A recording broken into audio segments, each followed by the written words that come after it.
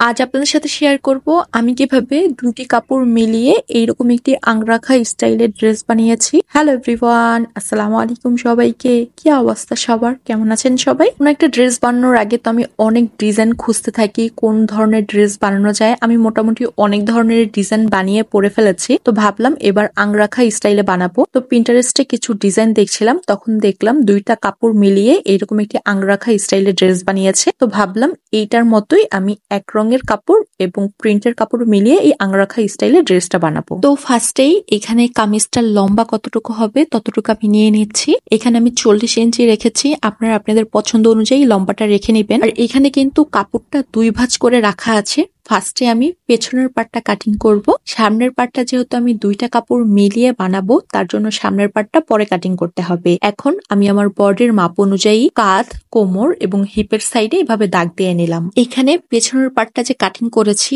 এইটার মাপ অনুযায়ী আমি সামনের পার্টটা কাটিং করে নিব। এখানে পেছনের পার্টের জন্য গলাটা হচ্ছে গোল গলাই হবে, চওড়া এবং লম্বা দুইটি পাশে আমি 3 ইঞ্চি দিয়ে এভাবে গোল গলা দিয়ে নিয়েছি। দাগ অনুযায়ী এই পেছনের পার্টটাকে আমি কাটিং করে নিব। আমার পেছনের পার্টটা পুরোপুরি কাটিং করা কমপ্লিট হয়ে গিয়েছে। এখন আমি সামনের পার্টের জন্য এই মাপগুলো নিয়ে নিচ্ছি। এখানে গলার অংশে লম্বায় ধরে আমি 7 ইঞ্চিতে একটি দাগ দিয়ে নিয়েছি এবং এভাবে একটি ভি শেপ দিয়ে নিচ্ছি। এখানে চকটা দিয়ে খুব গাঢ় করে দাগটা নিতে হবে যেন পরবর্তীতে আমার কাটিং করতে সুবিধা হয়। তো এখানে তো আমি খুব ভালো মতো দাগ দিয়ে নিলাম। এখন এই কাপড়টাকে একটি পাশ থেকে আমি 4 ইঞ্চিতে একেবারে নিচ পর্যন্ত দাগ দিয়ে নিব। একেবারে উপরের অংশ থেকে আমি নিচ পর্যন্ত এখানে দাগ দিয়ে নিয়েছি।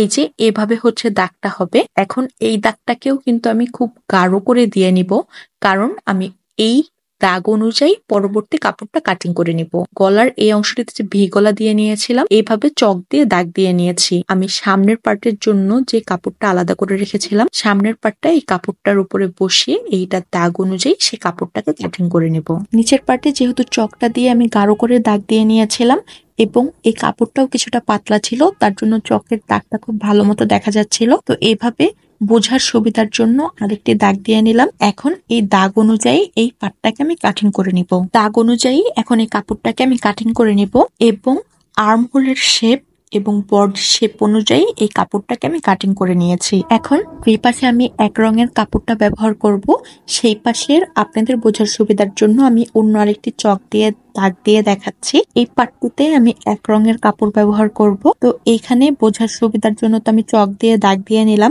এখন এক কালারের এই কাপড়টি বসিয়ে সেই চক দিয়ে দাগ দেওয়া অনুযায়ী আমি এই এক কালার কাপড়টার উপর এইভাবে দাগ দিয়ে নিয়েছি। এখন এই দাগ অনুযায়ী এই এক কালারের কাপড়টাকে আমি কাটিং করে নেব। আংরাখা স্টাইলের ড্রেস বানাতে গেলে অনেক কাপড় হচ্ছে ওয়েস্ট হয়, কারণ যখন হচ্ছে এভাবে কাটিং করা হয় নর্মালি হচ্ছে আমি তো চক দিয়ে খুব গাঢ় করে দাগ দিয়ে তারপর এইভাবে বুঝে নিয়েছি, কিন্তু এটার মেন কাটিং করা হয় যে পুরো কামিজ স্টাইলে কাটিং করে তারপর এভাবে চক দিয়ে দাগ দিয়ে এই এক্সট্রা কাপড়গুলো ফেলে দেওয়া হয়। তো আমি হচ্ছে কাপড় নষ্ট করতে চাচ্ছিলাম না, তার জন্য আমি এভাবে চকটা দিয়ে দাগ দিয়ে আমার সুবিধা অনুযায়ী বুঝে নিয়েছি। এখানে হচ্ছে আগের সামনের পার্টটা যে কাটিং করে রেখেছিলাম সেই সামনের পার্টটার সাথে এই এক কালারের কাপড়টিকে এভাবে বসিয়ে আমি সেলাই করে নিব, তাহলেই আমার সামনের পার্টটা হচ্ছে রেডি হয়ে যাবে। আর এখানে আমি হাতাটা বানাবো এক কালার দিয়ে এবং নিচে প্রিন্টের কাপড়টা দিয়ে বর্ডার দিব। তো এখানে হাতাটাকে নর্মাল হাতার মতো আমি কাটিং করে নিচ্ছি। তো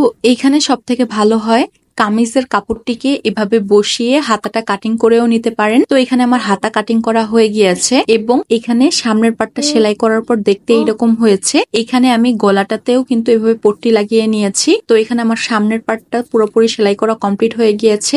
এখন পেছনের যে পার্টটা আমি কাটিং করে রেখেছিলাম সেখানেও কিন্তু গোল গলা আমি এভাবে কাটিং করে পট্টি দিয়ে নিয়েছি। এখন নর্মাল কামিজ যেভাবে সেলাই করে সেভাবে সেলাই করে নিলেই হবে। ফার্স্টেই আমি শোল্ডারের অংশ জয়েন করে নিব, তারপর বডি ফিটিং করে নিব, সাইড ফাড়া সেলাই করে হাতাটাকে জয়েন করে দিব। এই ছিল আমার দুইটা কাপড় ব্যবহার করে এইরকম আংরাখা স্টাইলে কামিজ বানানো। আপনারা চাইলে কিন্তু দুইটা প্রিন্টের কাপড় ব্যবহার করেও এইরকম একটি আংরাখা স্টাইলের ড্রেস বানাতে পারেন। তো ভিডিওটি কেমন লেগেছে সেটা আমাকে অবশ্যই কমেন্ট করে জানাবেন। ভিডিওটি ভালো লাগলে লাইক, কমেন্ট এবং শেয়ার করবেন। আজ এই পর্যন্তই, আল্লাহ হাফেজ।